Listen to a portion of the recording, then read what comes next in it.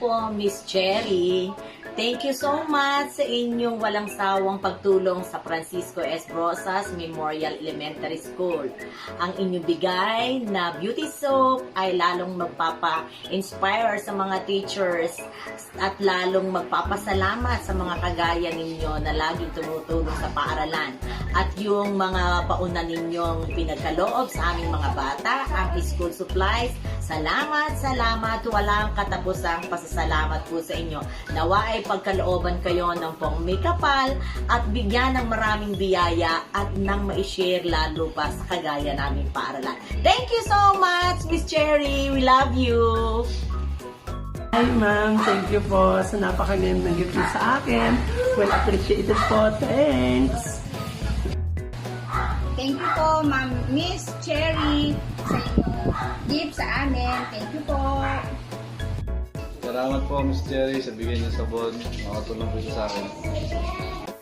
Salamat po sa sabon. Malaking tulong po sa aming pamilya. Sana po patuloy niyo pang suporta ng aming paaralan sa pagbibigay ng sabon. Salamat po. Hi Mare, salamat sa sabon. Pang ano ba ito? Pampaganda ba to? Wala bang kasama itong make-up? Mare, kamusta ka na? I love you. Hello po, Miss Cherry. Thank you po sa sabon ko, Mare. Acne soap, bagay sa akin siguro kasi may mga acne po ako dito. God bless po and ingat po palagi dyan. Salamat po.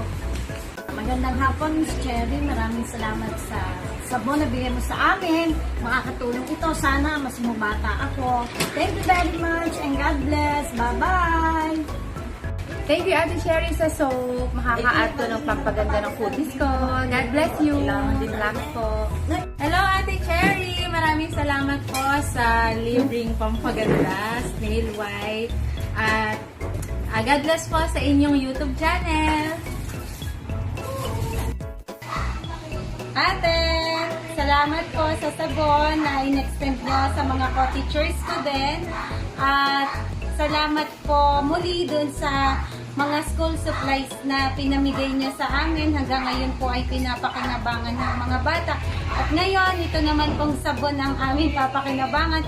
Lalo po kaming gaganda at kikinis dahil sa sabon na mula pa sa Thailand. Thank you so much po, ate.